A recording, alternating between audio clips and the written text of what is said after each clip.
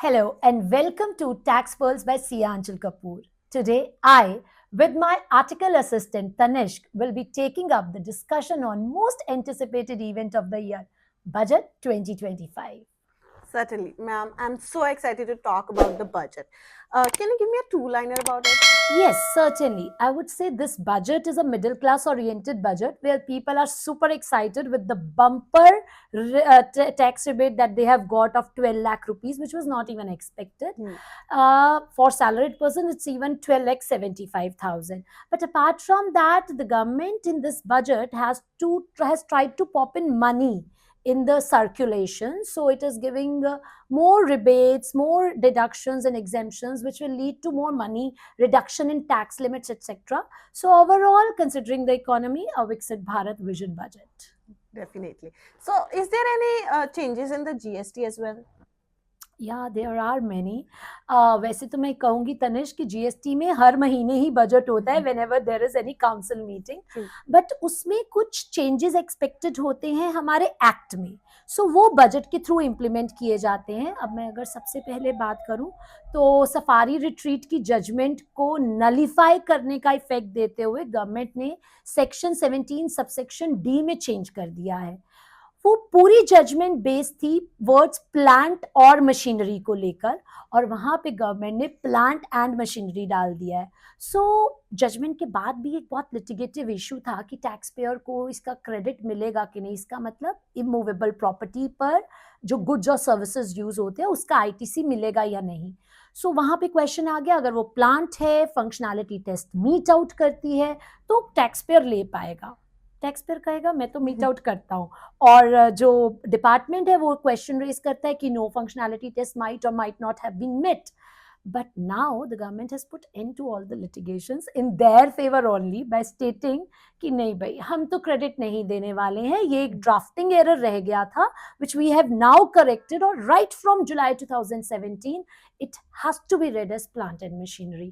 So in a way जो बहुत देर से हम एक एपेक्स कोर्ट की जजमेंट का वेट कर रहे थे उसको नलीफाई कर दिया गया है through this amendment. Oh, that's really heartbreaking.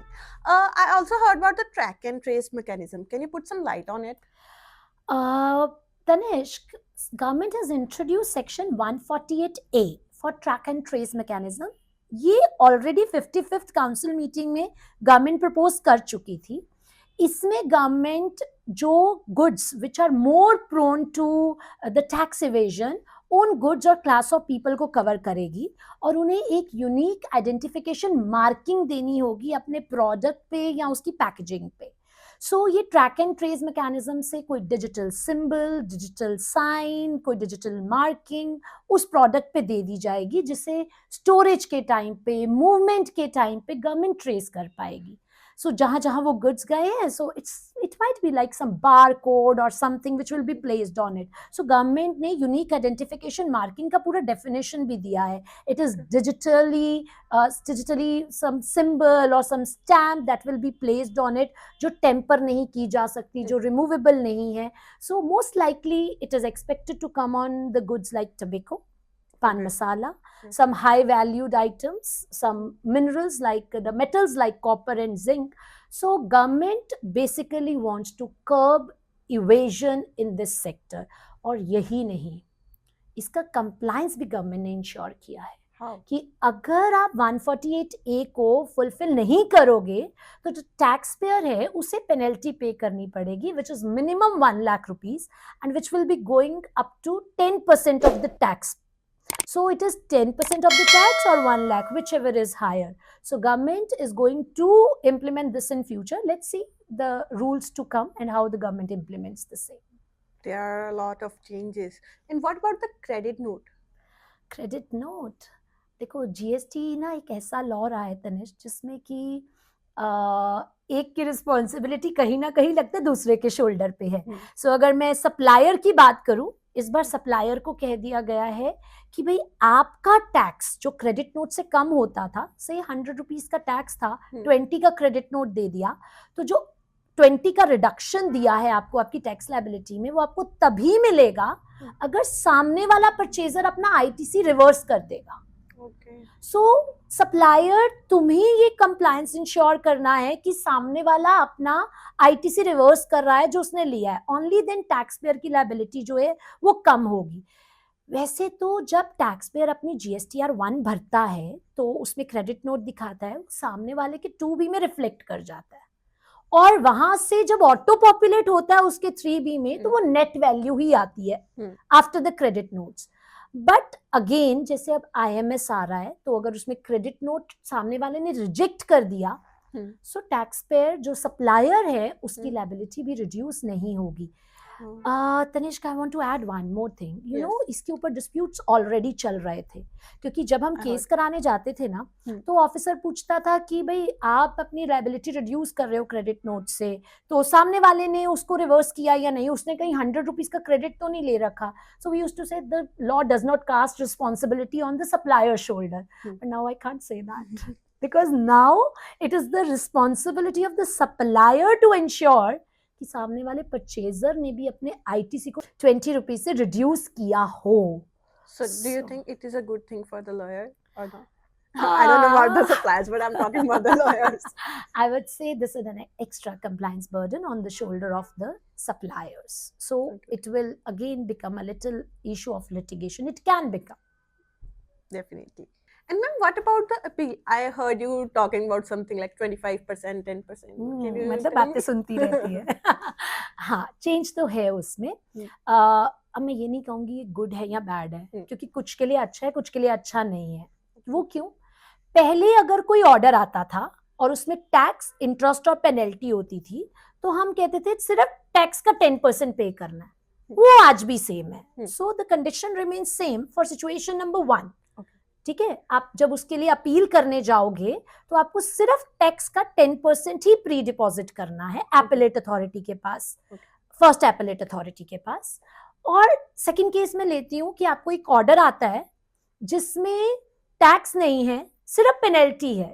May be आजकल फेक इनवॉइसिंग की बहुत पेनल्टी इशू हो रही है, 122 में भर भर के नोटिस आ रहे हैं, कभी कभी तो एक शो कॉज नोटिस में 600 तक टैक्स पेयर्स हैं। सो इस तरह के जो ओनली पेनल्टी ऑर्डर्स है जो 122 सेक्शन में या किसी और सेक्शन में है, पहले उसमें हम कहते थे जीरो प्री डिपॉजिट, कुछ भी प्री डिपॉजिट नहीं करना।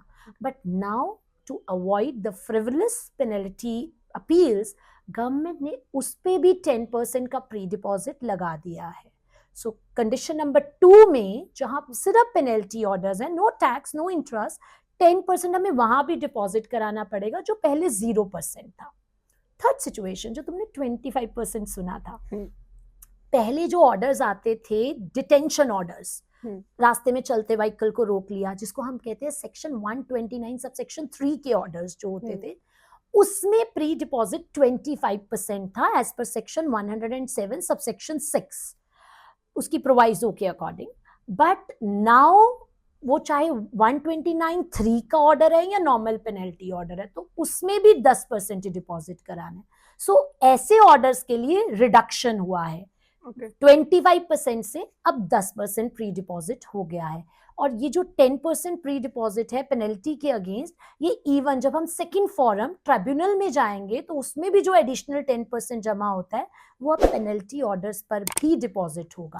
सो ओवरऑल 129(3) वाले ऑर्डर्स के लिए 25 से 10% हो गया, और बाकी जो टैक्स इंटरेस्ट पेनल्टी वाले हैं उनके लिए सिचुएशन सेम रही, पर जो अकेले पेनल्टी ऑर्डर्स हैं उसमें जो 0% था वो 10% बन गया। So overall a mixed one. I also heard this one thing, जो हमें वाउचर्स एंड कूपन्स मिलते हैं, क्या उस पे भी कोई टैक्स है अब? Then there is a good news for you. Okay, what's वो that? वाउचर्स पे हुआ करता था। सो 55th काउंसिल मीटिंग में गवर्नमेंट ने बोला कि ये वाउचर्स टैक्सेबल नहीं होंगे। थैंक गॉड कि उन्होंने ये बात सुनी। यू नो जितने भी नोटिसेस आ रहे थे टाइम एंड अगेन वाउचर्स पे टैक्स डिमांड किया जा रहा था, समटाइम्स तो वो एयरटेल बैंक के जो वाउचर्स एक्सेट्रा थे उस पे भी, और हम बार बार ये बोल रहे थे कि ये वाउचर्स मनी है, ये पीपीआई इंस्ट्रूमेंट है, प्रीपेड इंस्ट्रूमेंट्स है, ये मनी की डेफिनेशन 275 में फॉल करते हैं और इन पे जीएसटी नहीं लगना चाहिए। सो गवर्नमेंट ने पिछली 55th काउंसिल मीटिंग में बोल दिया कि वाउचर्स टैक्सेबल नहीं है, चाहे वो आरबीआई के अकॉर्डिंग प्रीपेड इंस्ट्रूमेंट्स हैं तो भी नहीं है, और नहीं है लाइक नॉर्मल जो वाउचर्स मिलते हैं, go and buy a shirt और समथिंग, सो वो भी एक एक्शनेबल क्लेम्स हैं शेड्यूल 3 के अकॉर्डिंग, और वो भी टैक्सेबल जीएसटी में नहीं होंगे. सो ये सर्कुलर भी, इस पे सर्कुलर नंबर 243 31 दिसंबर को गवर्नमेंट ने इस पे इशू कर दिया.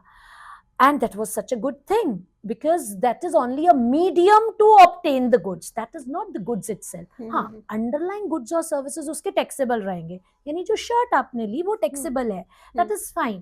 But और उससे related जो commission etc. वो transaction भी taxable रहेंगी. But vouchers per se will now not be taxable.